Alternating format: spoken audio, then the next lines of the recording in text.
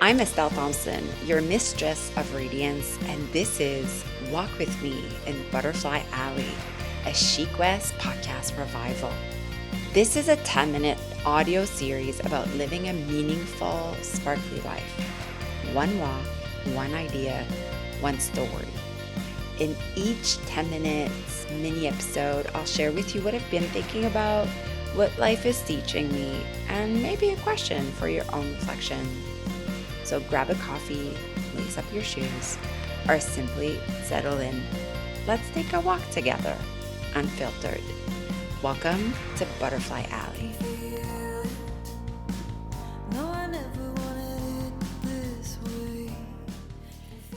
There comes a point within the year that both my word of the year and my shadow kind of become just one thing. I've always worded, it's like as if they're in a big bowl of soup, like a cauldron. And by this point, I've made so many connections with both my word of the year and my shadow. And of course, those two are in the same pot.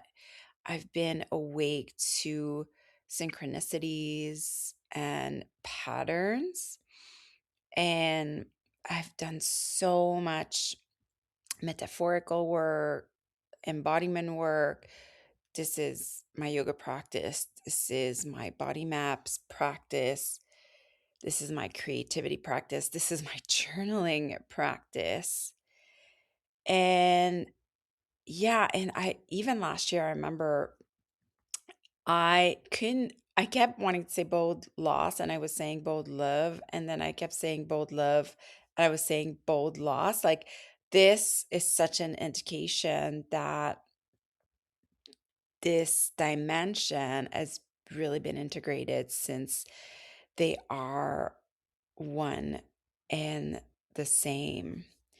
And you know, the shadow is so important in the healing cycle of your word of the year. If you were to just operate through the lens of your word of the year, some things could happen, but it would still stay it would almost be like a beginner's luck kind of thing where there'll be no depth to actually the whys behind your word of the year. And the whys that guide to magic life, they're so important. They're so important in soul work in general, because soul work is so connected to our dream life. And like I hear women want things all the time, right? If they had this, life would be better, or, relating to money. And even let's say if somebody tells me, like, I really want to invest in some real estate. I'm just going to take an example. I would literally tell them why. Like, why do you want real estate? What's the deeper why? Like, why is it important for you that you get real estate? What does it matter that you get real estate? Like, what? And the why are important because the why realign you to your true purpose and your true magnetism and dream life. And so, at Guide to Magic Life, we do our whys minimum every 6 months. So we'll do them when we start the program at the top of the year, and we'll do them in June, kind of solstice. So we'll do them like winter solstice and then summer solstice. So then it's like, okay, my word this year is Princess of Power. That's Estelle's word. Why? Why did this word find me? And then my shadow is Motherless Princess, which for me, again, that's a very baseline, just like last year was Bold Loss. And, it found me for a while. I thought I just did the opposite because I know a pattern of mine is I complicate everything. So, you know, I just went, okay, so my word is Princess of Power. So my shadow probably is Powerless Princess. And Powerless Princess, it's like, okay, all the areas in my life I feel powerless, but it didn't feel charged to me. Like it was like, okay, yeah, I'm powerless. And then, I was journaling one morning and instead of writing powerless, I actually wrote, and this is like stream of consciousness journaling. That's why it's so powerful, right? You don't think before you write, you just write from like a blank slate. And I wrote motherless. And I was like, oh boy, like there it is. That was charged for me, right? That's connected to my mother wound, my worth, scarcity, abandonment. Like it's really related to all the way I've been discarded in my life, all the way I've been belittled in my life, all the way I haven't been guided in my life, and like collect wounds and a wound I come back to, all the time. It's a little wild to think I'm entering my 16th year of teaching my own brand of yoga, Radiance. Radiance Yoga and Dance returns to the practice in Dartmouth on September 2nd, and registration opens August 5th. Every Wednesday evening, we gather to move our bodies, connect with ourselves, and remember what it feels like to be fully alive. Radiance is more than just normal yoga class or dance class. It's a space for self-discovery, connection, and coming home to yourself through movement. Join us in person for yoga, dance, or both. If you're not local to Nova Scotia, you can also join Radiance Yoga online, live or on Zoom, or through the replay library. No experience is required, no perfection is expected, just a willing heart and a body ready to move. You can find all the details at estellethomson.com. I would love to welcome you into our radiant community this fall. Now back to our walk. So how do we go about being initiated into the shadow of our word of the year? I always say, don't you can't obsess about the shadow because it's not something we're trying to fix. The shadow is not something we're trying to eradicate. It's not something like, and even just unearthing that word, that in itself can be a release, like just to know and just to be witness. This is why the women's circle is so potent, is that even just sharing, like, this is my shadow, this is my wound, that in itself create the release. Like, even if you like, if you're not being witnessed through the shadow of your word of the year, um, there can be activation from the healing. There can be in your own witnessing, like for example, if I hadn't shared to the women's circle that my shadow was motherless, like, I kept that within. But again, the shadow is just waiting to be witnessed. And actually, most of your emotions and the one you've been shamed for are waiting. But something I want to talk about today, it's a concept by Jung called the golden shadow. And the golden shadow is about the gift of the wound. And it's like the gold within the shadow. And my mother wound has created so much art. And I'm not someone that thinks we can only create from pain, actually, quite the opposite.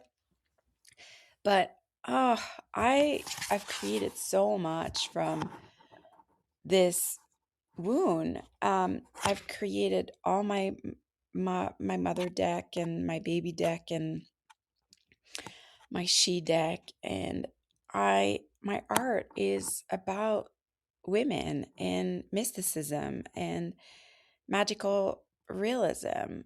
And not just that, that has been a gift for other women to receive, and with the cards to have themselves their own, portals within.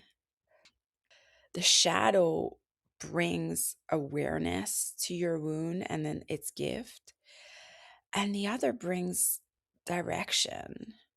Um, and not just that, like the whole guide method of word, shadow, and symbol. really helps to organize what feels so things that feels so difficult to name, and they give those cycles in itself give shape to your transformation.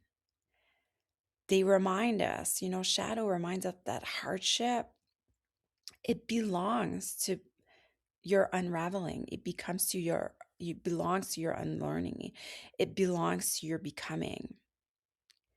And growth, it asks for courage. Like when that word came, motherless princess, I'm like, oh God, you know, this again, really like, and then it's like, no, it's actually that's that's my gift. That's what I've been given. And that's what's asking me. The shadow meets me where I need to become more myself. And Pema Chodron has this incredible quote that says, no matter what comes along, we're always standing at the center of the world, in the middle of sacred space, and everything that comes into that circle and exists within us there has to come to teach us what we need to know. Life's work is to wake up, to let the things that enter into the circle wake you up rather than put you to sleep. So, the shadow of your word of the year is really evidence that your word is doing its good work through you, but you have to let it. And that's really the deeper wisdom, underneath your word of the year begins to rise when we unearth the shadow and realize its gift. These are, I'm just going to list really quickly some ways that I've used to connect with the shadow of my word of the year.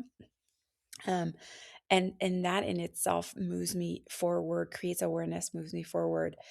And really, this is where the transformation lies. So I dance the shadow of my word of the year. I explore pranams, and within the pranams, there lies all the ways that the shadows has protect you. Um, and in dance, we make that we this is emerged. So for me right now, there's nothing more powerful than dancing the shadow of your word of the year. I connect the shadow of your word of the year to a song. I journal about my shadow. I literally go like, "Dear shadow." um, I find safe place where I can feel my shadow without it connected to a story. So my mother wound, now I worked so much on that. It's really not about my mom anymore. My human mom. I don't want different human mom, even though she didn't give me what I needed. It's so much deeper than that. And my sitting practice has really been wonderful for this, where like the real conversation is actually with goddess, with the universe, with Shakti, and not with my actual mom, although sometimes I do journal about that.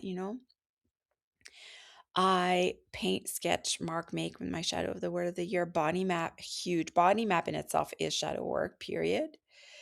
Um, and of course, I explored deities of feminine mythology that are connected to the light and shadow, because every goddess as a light and as a shadow.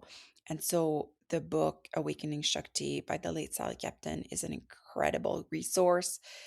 My Unabku, which has been my Bible for symbols since the beginning, has been incredible as well. It's unpublished, but some of you have gotten it through different means.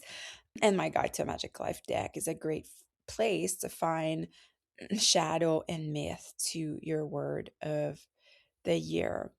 And I think I will talk more about myths in some future Butterfly Alley, but just for this one, what's the shadow of your word of the year, and how have you connected to the shadow of your word of the year? See you. Take care.